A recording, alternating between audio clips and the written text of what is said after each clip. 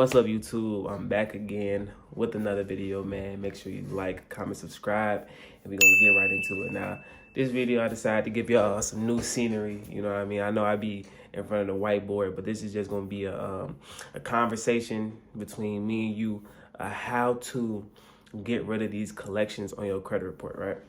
So let's get right into it. Y'all know I don't waste no time. So first, what you need to realize what a collection is. A collection, let's say for example, a collection is when you had a debt with a creditor. So let's say Capital One, for example, right? So you went 30 days without paying them, 60 days without paying them, 90 days, 120, 150, boom, right?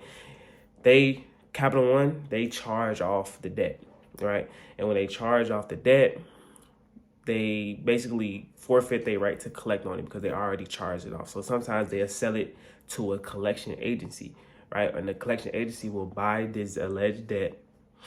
Keyword, I said alleged. We're going to get into that. But the collection agency will buy this alleged debt from Capital One. And then the collection company will come after you for the money. Now, I know a lot of people make this mistake. They make a mistake of actually paying this collection company, right? What you do not want to pay this company because one, if you pay them, that does not mean that they're going to remove it off your credit report, right? I know so many people that have a paid collection just sitting on their credit, and it affects them the same as somebody that got a $10,000 collection on their credit, right? So you don't want to pay them because it's not going to fix your credit. You have to get the whole account removed to see your score increase, right? So we can go over a way that you can get this account removed, right? So you have to understand these collection companies, when they buy this debt, they buy multiple debt at the same time for pennies on the dollar, right? So it's laws that back us up by the consumer to be protected from these collection companies, okay? So I'm not really gonna go too deep into the law because I don't want to confuse anybody, but basically what you're sending these collection companies is a debt validation letter because you want, before you pay them any money, right? You want them to validate this debt. How do you know that this debt belongs to me? That's what I want to know, right? So what you want to do is that you want to send them a debt validation letter. You can Google a template or whatever, change up the words a little bit to fit your situation, but any debt validation letter is really good. But in this debt validation letter, if you Google it and it doesn't have this specific phrase, I want you to add it to your letter.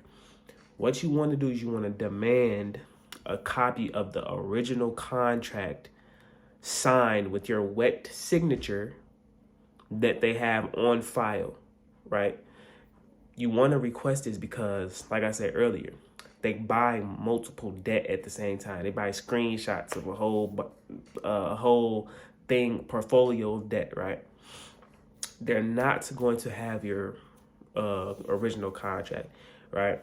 They're just not going to have it. Like they don't have that contract. So if they don't have that contract, how can they prove that you owe them money, right? They can't. Everything else outside of a contract is hearsay. Like they can't prove that you owe them anything without a contract. This is the United States.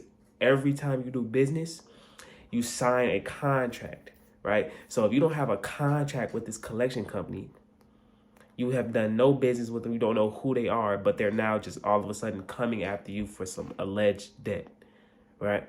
So you want to request the copy of the original contract. You just want to request that. They're not going to have it, right? And if they do have it, now that's a whole different story, right? Now that's like that's a form of identity theft, because how do you have my information without my lawful consent, right? That's a form of identity theft, right? So, but most of the time they're not going to have it anyway. So you just want to request that. And if they can't provide it, you have to tell them, like, you have to remove this off my credit report, right? Because you're reporting inaccurate information. You're furnishing a deceptive form, right? you're basically making it seeming like I owe you money because it's reported on my consumer report, but I don't owe you anything, right? Tell them to cease and desist all communication, and that should wipe that collection off. So that's what you want to do. Do not pay this collection, okay? If the only way you should be paying this collection is if you have a pay to delete. So, excuse me. Let's say it's like a $70 collection or something like that, right? Let's say you just want to pay it, like just get it over with. You don't want to send no letters and none of that. Okay, it's only $70, right?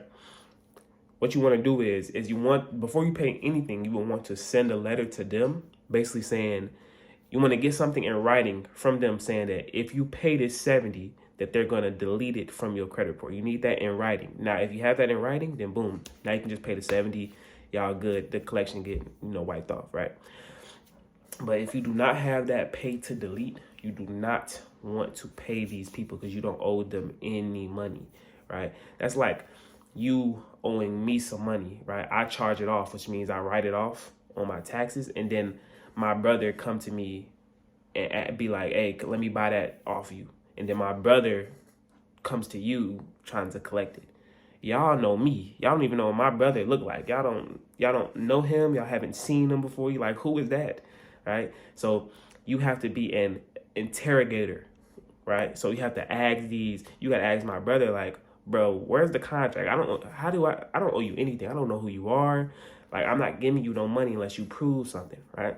So that's how you want to basically go and approach these collections as far as disputing them and everything like that. And then in your letter too, I would say, I advise you to notify Experian, Equifax, TransUnion, whatever, that collection is reporting to, whatever CRA is reporting to. I advise you to notify who they're reporting to, the deletion of this account from my file, as you are in violation of my consumer rights, right? So just make sure you have that stuff in your letter, and then y'all should be good to go to get them collections removed off your consumer report, right? Everybody's profile is different. Some might be wiped off in 30 days. Some you might have to dispute twice. Some you might have to dispute 3 times. It's no exact time frame that the collection is going to get deleted, but this should wipe off the collection from your credit report. Now, that's the end of the video, man. If y'all, enjoyed this video, make sure you, hit the subscription button down below. Make sure you like, comment, subscribe. And if you, know somebody that can benefit from this information, make sure you share it out. Tell them to subscribe to as well. I just hit 900 subscribers. I'm almost to 1,000, man. So I definitely appreciate y'all for that, and sharing my videos and commenting and everything like that. And also comment below if this video helped you out as far as, maybe removing a collection from you and things of that nature. So yeah, I'm definitely looking forward to continue to drop videos for y'all. And if you got any questions, feel free to comment down. I'll get back to you as soon as I can, and then we're gonna go from there. So yeah, that's the end of this video. Make sure you like, comment, subscribe, and I'm gonna see y'all in the next video.